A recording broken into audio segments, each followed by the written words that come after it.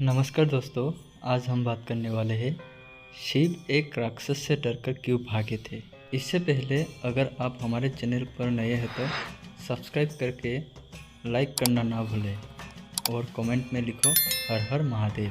जब भगवान शिव भागे एक असुर से डरकर। प्राचीन समय की बात है, महर्षि नारद भूमंडल में घूम रहे थे तो उन्हें वृकासुर नाम का राक्षस मिला। नारद को देखते ही उसने कहा, देवर्षि आप अच्छे अवसर पर आए, मैं आपसे एक सलाह लेना चाहता हूँ। बताइए, ब्रह्मा विष्णु और महेश में कौन देवता ऐसा है जो शीघ्र और थोड़ी ही तपस्या में प्रसन्न हो जाते हैं। नारद ने सोचा कि ये असुर इस समय जैसा अपना जीवन बिता रहा है आगे भी ऐसे ही बिता सकता है, पर लगता है अब ये देवों में किसी की विशेष आराधना कर वरदानी होना चाहता है।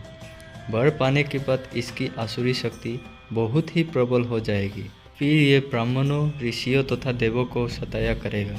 नारद ये सोच तो रहे थे, पर वृकासुर के प्रश्न का उत्तर टालने का मतलब था अपने लिए संकट पैदा करना। अतः उन्होंने बहुत सोच विचार कर कहा, वृकासुर, वैसे तो महादेव में से तुम किसी की भी तपस्या कर अपना मनोरथ पूरा कर सकते हो। ब्रह्मा और विष्णु जल्दी प्रसन्न नहीं होते, उनके लिए बहुत वर्षों तक कठिन तपस्या करनी पड़ती है। यह भी हो सकता है कि तुम्हारी आयु समाप्त हो जाए और तपस्या पूरी ना हो। हाँ, भगवान शंकर ऐसे हैं जो थोड़ी आराधना से ही प्रसन्न हो जाते हैं, और अवधरदानी तो ऐसे कि अपने भक्त की किसी भी इच्छा की पूर्ति के लिए कुछ सोच विचार ही नहीं करते। भक्त ने जो मांगा तत्काल दे दिया। तुम्हारी ही जाति के रावण तथा बानासुर ने भगवान शिव की तपस्या से कितना वरदानी बल पाया था। अब तुम स्वयं विचार कर लो कि किसकी आराधना करनी चाहिए जिससे शीघ्र फल मिले। नारद का ऐसा वचन सुनकर वृकासुर ने भगवान शंकर की ही आराधना करने का निश्चय किया और हिमालय के केदार क्षेत्र में जाकर भगवान शिव की आराधना करने लगा। यज्ञ, जप, तप, ध्यान सब प्रकार से वो पूजा पाठ करने लगा। कुछ दिनों के बाद उसने सोचा, मैं शरीर तथा प्राण को ही भगवान शिव को अर्पित कर दूंगा। ऐसा विचार कर एक दिन वो अपने शरीर का मांस काट काट कर यज्ञ में अग्निकुंड में डालने लगा, लेकिन भगवान शंकर उस पर प्रसन्न ना हुए। तब एक दिन उसने अपना शीश काटकर भगवान को अर्पित करने का निश्चय किया और स्नान ध्यान कर जैसे ही उसने खड़ग उठाकर अपना शीश काटना चाहा कि एक भयंकर आवाज़ के साथ भगवान शंकर प्रकट होकर बोले, भक्त बस करो, तुम्हारी तपस्या पूर्ण हुई, मैं तुम पर प्रसन्न हूँ। निसंकोच कहो, क्या चाहते हो, वर मांगो। साक्षात भगवान शंकर को सामने खड़ा देख वृकासुर हाथ जोड़कर बोला, महाप्रभु शंकर, नारद ने कहा था कि आप शीघ्र ही प्रसन्न होकर वर देते हैं, पर मैं इतने वर्षों से आपकी आराधना कर रहा था, आप प्रकट नहीं हुए। आज जबकि मैं अपने प्राणों को निछावर करने चला था, तब आपने प्रसन्न होकर दर्शन दिए। आप शीघ्र प्रसन्न नहीं हुए, इसका मतलब नारद ने मेरे साथ छल किया। अब आप प्रसन्न होकर वर देना चाहते हैं तो मैं भी वैसा ही कठिन वर चाहता हूँ। आप कृपा कर मुझे मारण वर दीजिए। मैं जिस किसी प्राणी की सिर पर मात्र हाथ भर रख दूँ, उसी का प्राणांत हो जाए। आप प्रसन्न हो तो यही वर दीजिए। शंकर जी वृकासुर की यह आसुरी मांग सुनकर हतप्रभ हो गया, पर देवता का वचन था, पूरा करना था, अन्यथा मर्यादा नष्ट होती। बोले, वृकासुर, तुम्हारी तपस्या व्यर्थ नहीं जाएगी। तुमने कठिन वर की कामना से तपस्या की, इसलिए तुम्हें तपस्या भी कठिन करनी पड़ी। जाओ, जैसा वर चाहते हो वैसा ही मिलेगा, तुम्हारी मनोकामना पूर्ण होगी। भगवान शिव का आशीर्वाद पाते ही वृकासुर की आसुरी वृत्ति जागृत हो गई। कहने लगा, प्रभु, आपका ये वर सत्य है या नहीं, इसकी परीक्षा लेना चाहता हूँ, इसलिए पहले आपके सिर पर ही हाथ रखकर देखता हूँ कि इस वर में कितनी सत्यता है। असुर की ऐसी बात सुनकर भगवान शंकर अपने ही जाल में फंस गए। अब क्या करें, ये राक्षस ना कुछ सुनेगा ना मानेगा। ऐसा सोचकर ही भगवान शंकर भागे। शंकर को भागता देख उसका क्रोध बढ़ गया। वो पीछा करने लगा, नारद की तरह आपने भी मुझसे छल किया है।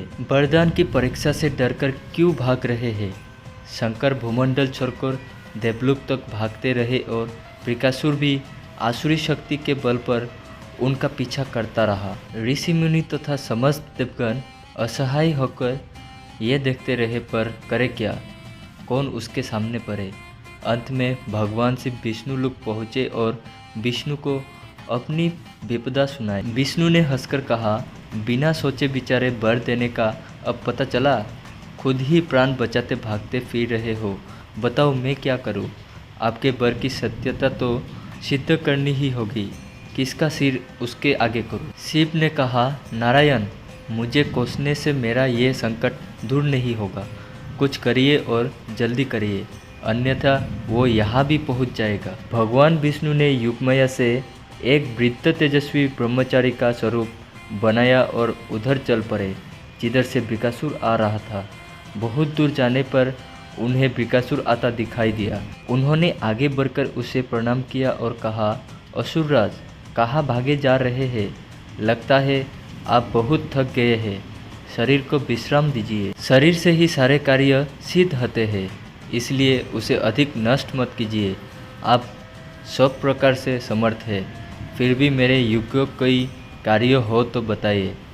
अक्सर लोग अपने मित्र तथा सहायकों द्वारा अपने कार्य सिद्ध करा लेते। एक तेजस्वी ब्रह्मचारी की बातें सुनकर बृकासुर ने शिव के वरदान तथा शिव की परीक्षा की बात बताई।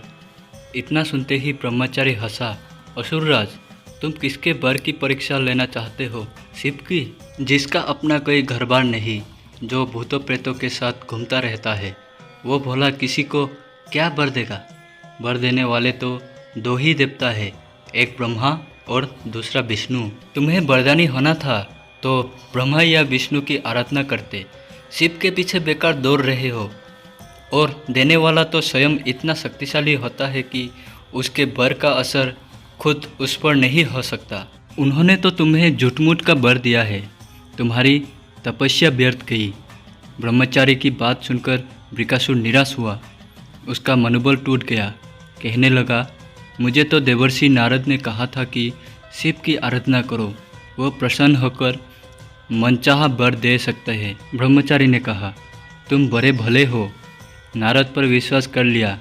वो तो ऐसा घमक्कर साधु है जो सबको उल्टी ही सलाह देता है, उसकी सलाह से कभी किसी का भला होता ही नहीं। तुम्हें मेरी बात का विश्वास ना हो तो खुद अपने ही सिर पर हाथ रख कर देखो कि कैसे शिव ने तुम्हें झूठा वर देकर बहकाया है।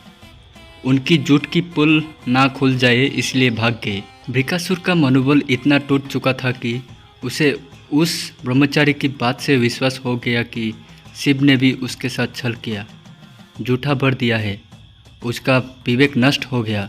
ऐसा सोचते हुए वर की सत्यता की परख करने के लिए उसने अपने ही सिर पर हाथ रख लिया। सिर पर हाथ रखते ही भयंकर अग्निपुंज प्रकट हुआ और बृकासुर उसमें भस्म होकर राख का ढेर बन गया। बिना सोचे विचारे किसी को कुछ देना और पाने वाले का कृतज्ञ होकर दाता को ही संकट में डालने का ऐसा ही परिणाम होता है। कृतज्ञता के उन्माद में विवेक नष्ट हो जाता है और उपलब्धि ही मृत्यु का कारण बन जाती है। अगर आप लोगों को ऐसे ही भोलेनाथ की कहानी सुननी है तो चैनल को सब्सक्राइब करें और लाइक करना ना भूलें, और कमेंट में लिखो हर हर महादेव।